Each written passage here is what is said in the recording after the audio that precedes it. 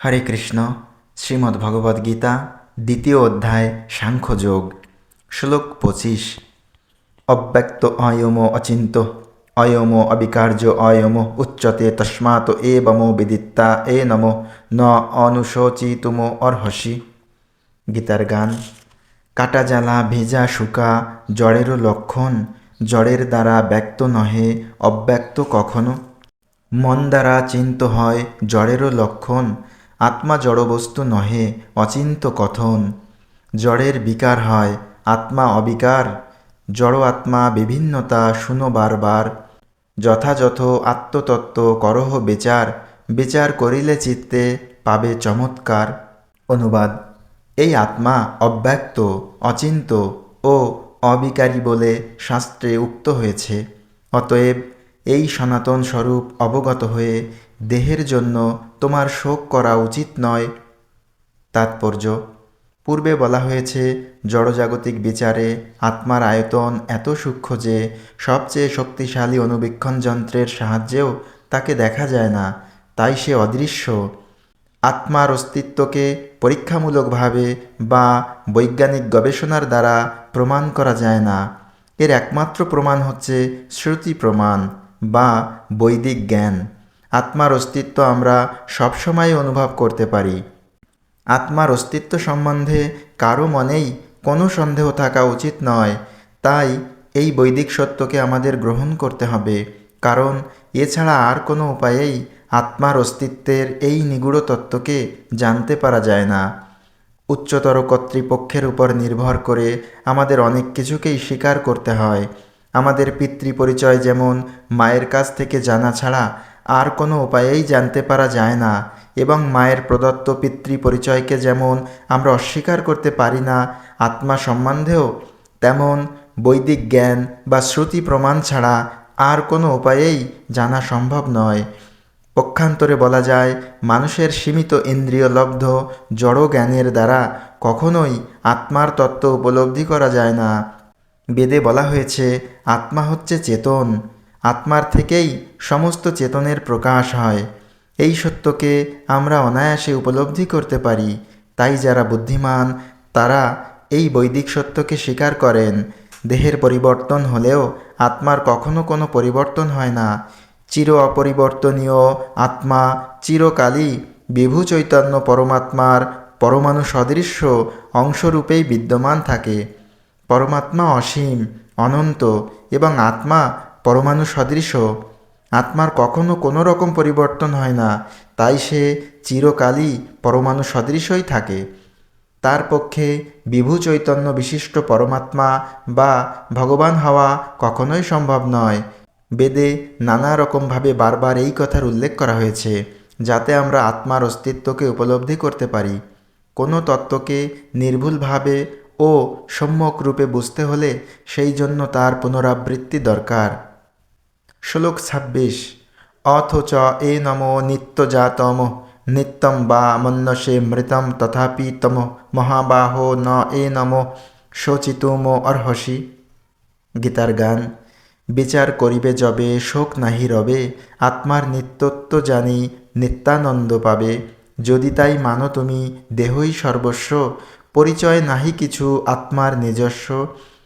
নিত্য জন্ম নিত্য মৃত্যু দেহমাত্র হয়, তবুও তোমার দুঃখ নাহি তবু তাই। অনুবাদ। হে মহাবাহ, আর যদি তুমি মনে করো যে আত্মার বারবার জন্ম হয় এবং মৃত্যু হয়, তাহলেও তোমার শোক করার কোনো কারণ নেই। তাৎপর্য। কিছু দার্শনিক আছে যারা আত্মার দেহাতীত স্বতন্ত্র অস্তিত্বের কথা মানতে চায় না। ভগবান শ্রীকৃষ্ণ যখন ভগবদ্গীতা বলেন, সেই যুগেও এই ধরনের নাস্তিক ছিল। তাদের বলা হতো লোকায়তিক ও বৈভাষিক। এই সমস্ত দার্শনিকদের মতবাদ হচ্ছে, জড় পদার্থের সমন্বয়ে কোনো এক বিশেষ পরিণত অবস্থায় প্রাণের উদ্ভব হয়। আধুনিক জড়বিজ্ঞানী ও জড়বাদী দার্শনিকেরাও এই মতবাদ পোষণ করে। তাদের মতে দেহটি হচ্ছে কতকগুলি জড় উপাদানের সমন্বয় মাত্র, এবং কোনো এক পর্যায়ে জড় উপাদান ও রাসায়নিক উপাদানের ক্রিয়া প্রতিক্রিয়ার ফলে প্রাণের লক্ষণ বিকশিত হয়। অ্যানথ্রোপোলজি বা নৃবিজ্ঞান এই মতবাদের ভিত্তিতে প্রচলিত হয়েছে। বৈভাষিক দার্শনিকদের মতো অর্জুন যদি আত্মার অস্তিত্বে অবিশ্বাস করতেন, তাহলেও তার শোক করার কোনো কারণ ছিল না। কিছু পরিমাণ রাসায়নিক পদার্থের বিনাশের জন্য কেউ শোক করে না এবং তার কর্তব্য কর্ম থেকে বিরত হয় না। পক্ষান্তরে আধুনিক বিজ্ঞান ও বৈজ্ঞানিক যুদ্ধবিগ্রহে শত্রু জয় করার উদ্দেশ্যে কত টন টন রাসায়নিক উপাদান তো নষ্টই হচ্ছে। বৈভাষিক দর্শন অনুসারে দেহের সঙ্গে সঙ্গে তথাকথিত আত্মার বিনাশ হয়। সুতরাং অর্জুন যদি বৈদিক মতবাদকে অস্বীকার করে আত্মাকে নশ্বর বলে মনে করতেন, অর্থাৎ দেহের সঙ্গে সঙ্গে আত্মাও বিনাশপ্রাপ্ত হয় বলে মনে করতেন, তাহলেও তার অনুশোচনা করার কোনোই কারণ ছিল না। এই মতবাদ অনুযায়ী যেহেতু ঘটনাচক্রে জড় পদার্থ থেকে প্রতি মুহূর্তে অসংখ্য জীবের উদ্ভব হচ্ছে এবং প্রতি মুহূর্তেই এই রকম অসংখ্য জীব বিনাশপ্রাপ্ত হয়ে পুনরায় জড় পদার্থে পরিণত হচ্ছে, তাই এর জন্য দুঃখ করার কোনোই কারণ নেই। এই মতবাদের ফলে যেহেতু পুনর্জন্মের কোনো প্রশ্নই ওঠে না, তাই অর্জুনের পিতামহ, আচার্য আদি আত্মীয় পরিজনদের হত্যাজনিত পাপের ফল ভোগ করারও কোনো ভয় নেই। কিন্তু সেই সঙ্গে ভগবান শ্রীকৃষ্ণ বিদ্রূপ সহকারে অর্জুনকে মহাবাহু, অর্থাৎ যার বাহুদয় মহাশক্তি সম্পন্ন বলে সম্বোধন করেছেন, কারণ অন্ততপক্ষে তিনি বৈদিক জ্ঞানের বিরোধী বৈভাষিকদের মতবাদ স্বীকার করেননি এবং তার ফলে তাকে মনে করিয়ে দিয়েছেন যে তিনি ক্ষত্রিয়। এই বর্ণবিভাগ বৈদিক সংস্কৃতির অবিচ্ছেদ্য অঙ্গ এবং যে এই বৈদিক বর্ণাশ্রম ধর্ম মেনে চলে সে বৈদিক নির্দেশ অনুযায়ী আত্মার অস্তিত্বে বিশ্বাস করে। শ্লোক 27।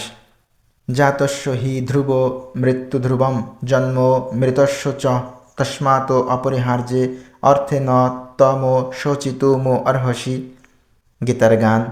জড়দেহ উপজয় অনিবার্য ক্ষয়, ক্ষয় হয়ে জড়দ্রব্য পুনঃ উপজয়। জড়দ্রব্য রূপ ছাড়ি অন্য রূপ হয়, নতুন রূপের জন্য অন্য রূপ কয়। এই জড়বিজ্ঞ যদি করয়ে বিচার, তথাপি শোকের কথা নহে তিলধার। অনুবাদ।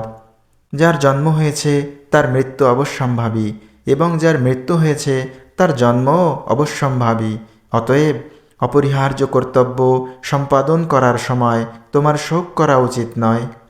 তাৎপর্য: পূর্বকৃত কর্ম অনুসারে কোনো বিশেষ দেহপ্রাপ্ত হয়ে আত্মা জন্মগ্রহণ করে, আর সেই দেহের মাধ্যমে কিছুকাল জড়জগতে অবস্থান করার পর সেই দেহের বিনাশ হয় এবং তার কর্মের ফল অনুযায়ী সে আবার আর একটি নতুন দেহ ধারণ করে জন্মগ্রহণ করে।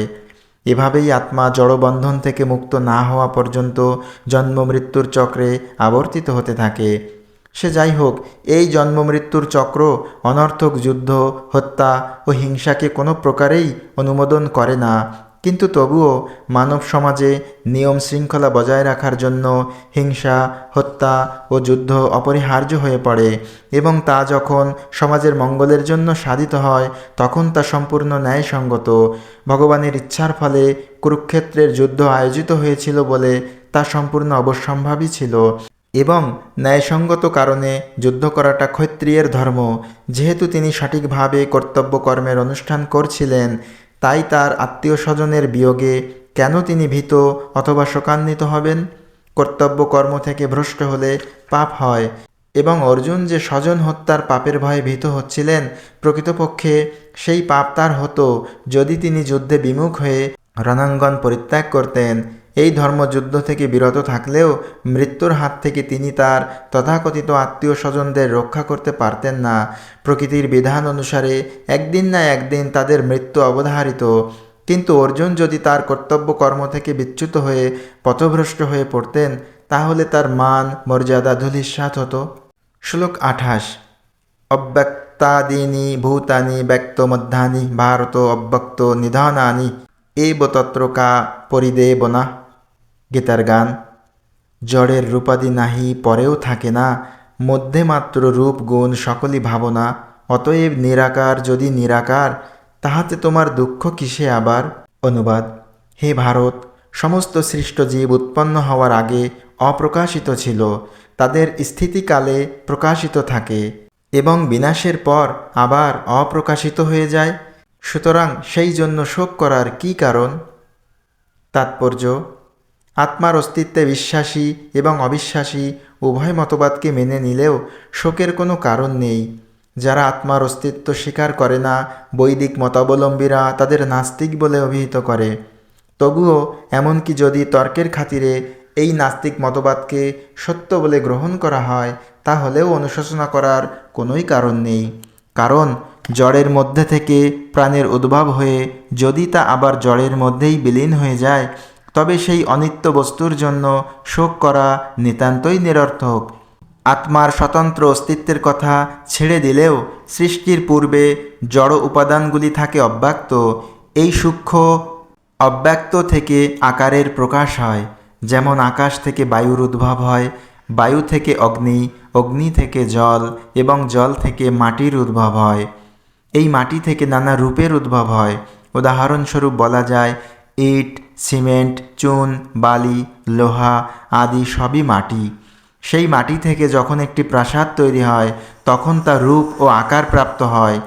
তারপর এক সময় সেই প্রাসাদ ধ্বংসপ্রাপ্ত হয়ে মাটিতে মিশে যায়। যে বস্তু দিয়ে প্রাসাদটি গড়া হয়েছিল তার অণুপরমাণুগুলির কোনো পরিবর্তন হয় না। শক্তি সংরক্ষণের নীতি বর্তমানই থাকে, কেবল সময়ের প্রভাবে তার রূপের প্রকাশ হয় এবং অন্তর্ধান হয়। সেটিই হচ্ছে পার্থক্য। সুতরাং এই আবির্ভাব ও অন্তর্ধানের জন্য শোক করার কী কারণ থাকতে পারে? যে কোনোভাবেই হোক না কেন, এমনকি অব্যক্ত অবস্থাতেও বস্তুর বিনাশ হয় না। আদিতে ও অন্তে জড়ের রূপ থাকে না, কেবল মধ্যে তার রূপ ও গুণের প্রকাশ হয়ে আমাদের ইন্দ্রিয় গ্রাহ্য হয়। সুতরাং এর ফলে কোনো জড়জাগতিক পার্থক্য সূচিত হয় না। আর আমরা যদি ভগবদ্ গীতায় উক্ত বৈদিক সিদ্ধান্তকে মেনে নেই, অর্থাৎ অন্তবন্ত ইমে দেহা, এই জড়দেহটি কালের প্রভাবে বিনষ্ট হবে, নিত্যশোক্তা শরীরীন, কিন্তু আত্মা চিরশাশ্বত, তাহলে আমাদের আর বুঝতে অসুবিধা হয় না যে দেহটি একটি পোশাকের মতো। তাই এই পোশাকটির পরিবর্তনের জন্য কেন আমরা শোক করব? আত্মার নিত্যতার পরিপ্রেক্ষিতে বিচার করে দেখলে সহজেই বুঝতে পারা যায়, জড়দেহের যথার্থই কোনো অস্তিত্ব নেই। এটি অনেকটা স্বপ্নের মতো। স্বপ্নে যেমন কখনো আমরা দেখি আকাশে উড়ছি অথবা রাজা হয়ে সিংহাসনে বসে আছি, কিন্তু যখন ঘুম ভেঙে যায় তখন বুঝতে পারি আমরা আকাশেও উড়িনি অথবা রাজা হয়ে সিংহাসনেও বসিনি। আমাদের জড় অস্তিত্বটিও তেমনই আমাদের মন, বুদ্ধি ও অহংকারের বিকার। বৈদিক জ্ঞান আমাদের দেহের অনিত্যতার পরিপ্রেক্ষিতে আত্মতত্ত্বজ্ঞান উপলব্ধি করতে অনুপ্রাণিত করে। সুতরাং কেউ আত্মার অস্তিত্ব বিশ্বাস করুক অথবা অবিশ্বাস করুক না কেন, যে কোনো অবস্থাতেই জড়দেহ বিনাশের জন্য শোক করার কারণ নেই।